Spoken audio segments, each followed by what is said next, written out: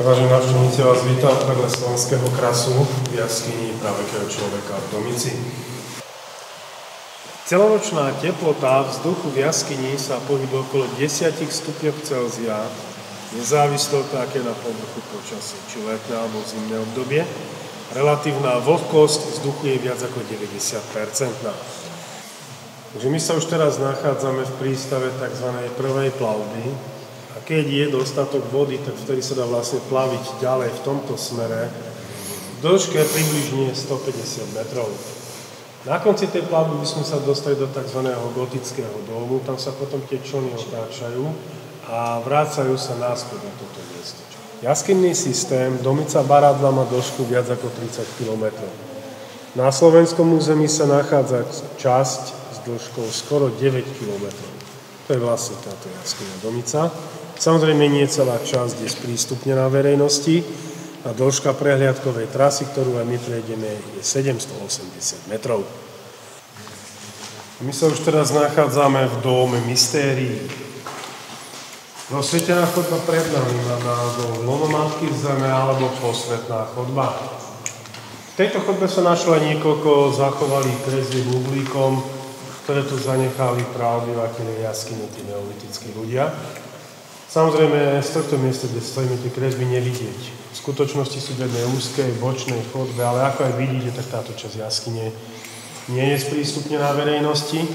Tie kresby sú odfotené a fotografie sú vystavené na povrchu vo vstupnej budove. Vedľa pokladne taká menšia výstava, tzv. Environmentálna expozícia. A tam sú vystavené aj fotky z tých kresb, tam si to potom môžete pozrieť. My sa už teraz nachádzame v jednej z najkrajších sprístupnených častí jaskyne, ktorá svoje pomenovanie dostala podľa útvarov nachádzajúcich sa v strede tomto ostrovčeku pred nami. Sú to konkrétne stalagmity.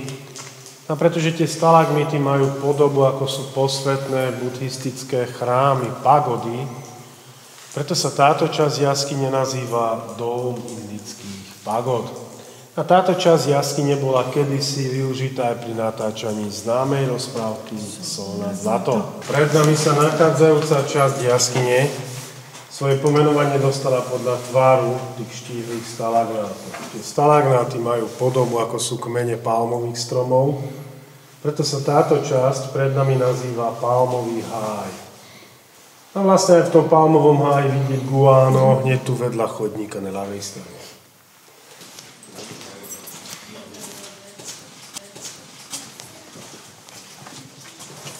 Priatelia, čaute, ja vás zdravím zo slovenského krasu, konkrétne z jaskyne Domica.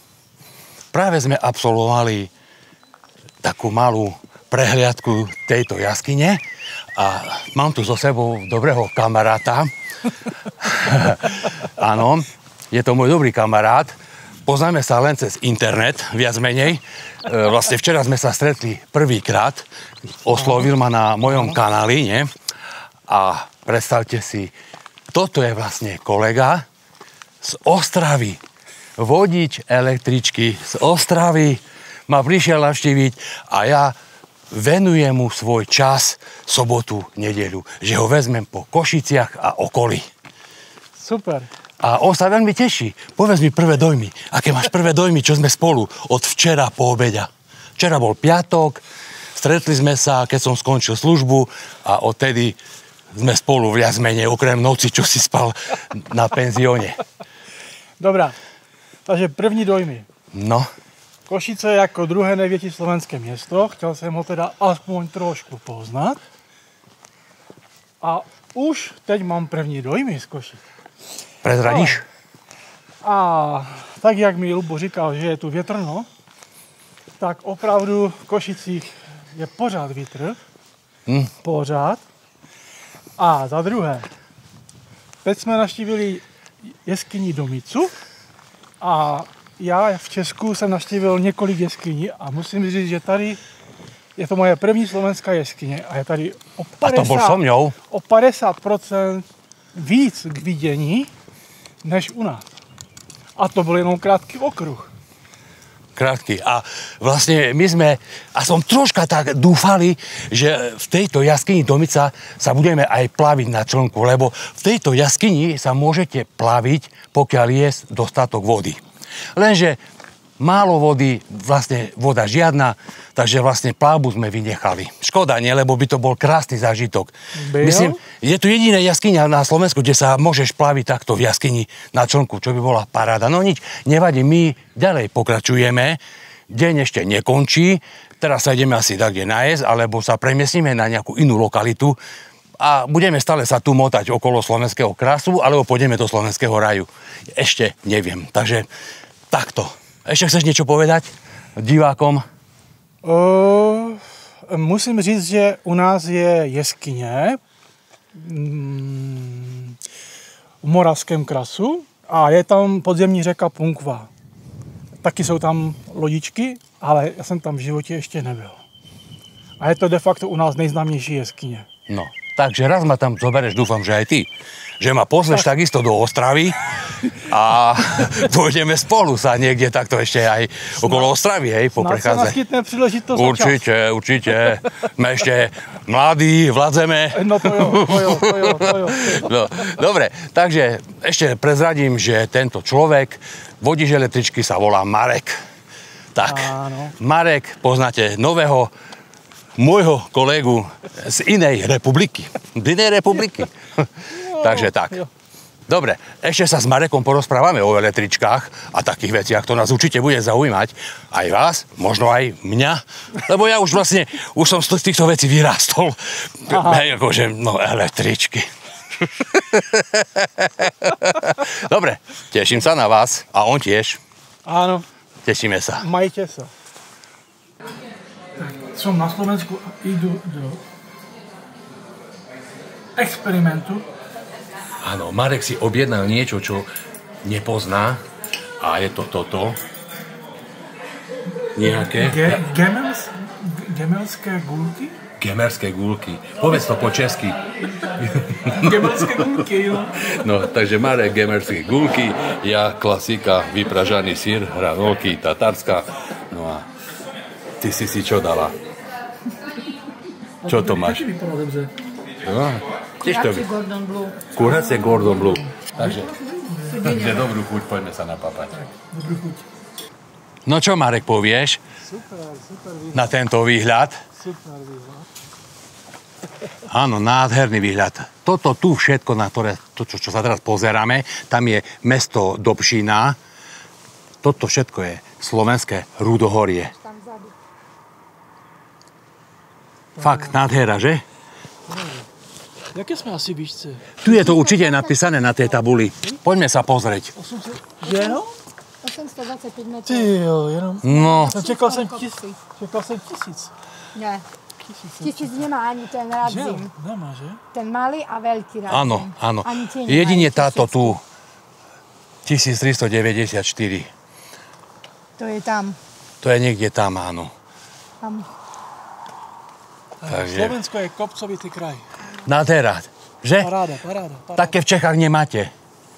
A vieš si predstaviť, že by tu išla nejaká električková trať? Tady? Aby sme si zajazdili. V lese? My máme lesnú. Hej, máte? Máme. Električkovú? Kyjovice. My máme východoslovenské železiany, my máme US Steel a tam máme tiež takú dobrú trať, rýchlo trať. Áno, a foto. Tak máme. Takže tak. Jo, super. Super, že? No, takže to sme tu. Pred chvíľou sme sa boli naobedovať, sme sa napapkali v miestnej reštaurácii v Rožňave. Premiestnili sme sa teraz tu na Dobšinu. Na Dobšinský kopec. Na Dobšinský kopec, nad Dobšinou sme. A pokračujeme, chceme sa ísť pozrieť do Mlyniek na Pacmanskú mašu a chceli by sme ísť ešte lanovkou na Geravy. Ale pravdepodobne sa asi nedostaneme, pretože už je pokročilý čas a lanovka premáva do určitého času, tak neviem. Uvidíme. Ideme. Pokračujeme v našej ceste ďalej. Premiestnili sme sa z vyhliadky Mali sme krásny výhľad na Dobšinu a teraz sme pri Palcmanskej maši. Marek sa nevie vynadívať, robí si fotečky, veľmi sa mu tu páči. A dámy a páni, ak ste sledovali alebo nesledovali moje video, tam pozdĺž ide trať vlaková a nedávno som robil pre vás video. Video sa volá Luxusná jazda vlakom cez Telgárskú smyčku. Tak si kľudne pozrite a nalistujte si na mojom kanáli videjko a si pozrite. Marek toto video videl a veľmi chváli. Áno. Hej, videl si to video, nie? Skvelé. No. Skvelé. Úplne iný zažitek, než z iných videí. Tak. Prišli sme teraz sem do dediniek, že pôjdeme na lanovku, na Geravy. Len asi nepôjdeme, lanovka už nepremáva. Skončila okolo 16:20 alebo 16:30. 16, kedy skončila? O 16:20, takže už teraz vidím, že lanovka nepremáva. O 16:00 dokonca, takže lanovka nepremáva. Škoda, no. Tak sa takto len tu naprejdeme po tomto slovenskom raji. Ale ešte sa dneska tak, kde premiestníme. Tam, no však tam sa ťahne, však my vieme. Ale začína. Tam začína, aj toto už je slovenský raj. Mlynky sú slovenský raj. Aj dedinky.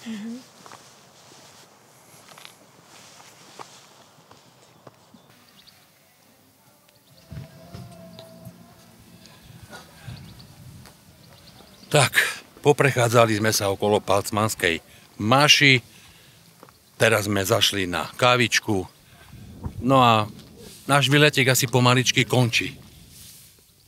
Končí? Chceme ešte ísť do Petliara, pozrieť na... Neboli išli do tú kavičku, no, tak stíhame. ale už asi my dneska nič nestíhame. A ja vám poviem, dámy a páni, prečo nič nestíhame. Marek dneska zaspal, stlačil budík a spal ďalej, preto nič nestíhame.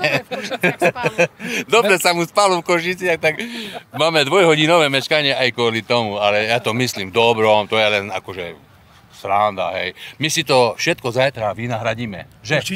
Určite si to vynahradíme a pôjdeme zajtra navštíviť Čermerskú železnicu, našu košickú Čermerskú. Zajtra je zahájenie Čermerskej železnice, tak pôjdeme tam, pôjdeme do centra mesta, pôjdeme na vyhliadku, hej, hore, na Kavečany a pozrieme možno zoo, bobovú dráhu. Nie, to chcem asi už toho veľa, nie za zajtra. Takže nie, niečo z toho ale bude a to všetko vám zaznamenám do tejto kamery. Takže z tejto dnešnej prechádzky to bude asi všetko. No tak absolvovali sme tu Domicu, jaskyňu, tu sme sa troška prešli. No a dúfam, že Marek je spokojný. No. Radši půjdu na 2 věci a užiju si to, než na 8 věcí a bude to rýchle, stresové, bez pokokania. No. Dobre, lúčia sa s vami na dnes 2 električkári z Košíc a z Ostravy. Ahoj. Ahoj, ahojte. Ešte sme sa zastavili v centre mesta Poprad. Mali sme to po ceste domov do Košic. No a vravím Marekovi, ešte pôjdeme do centra mesta, do Popradu pozrieť sa, keď už si na Slovensku, nikdy tu nebol, nikdy si tu nebol. A tiež sa nám Poprad páči, aj tebe sa asi páči, Poprad? Je to tu pekné v tom centre, boli sme dokonca aj v nejakom, jak sa to volá, fórum? Obchodné centrum Fórum, boli sme pozrieť na turist shopping, ale taká tu je zima. Celý deň bolo počasie super, a tu je zima, je 9 stupňov a fúka vietor. A čemu sa divíš, sme na horách? Hej, a tu úplne mesto, centrum je prázdne. Nikto. Pár ľudí sa tu prechádza v tejto zime. Úplne sme z toho vyhúkaní, že celý deň sa to počasie držalo. Neviem, čo je to za kostol, ale akurát mi slniečko svieti do objektívu, takže to nebude také ideálne. Moja partnerka sa už slní, chytá bronz. Ale vidno na ne, že je dobrá zima. Jediné miesto, kde svieti slnko. Áno, jediné miesto tu v centre, kde svieti slnko a ešte tam možno na tej budovy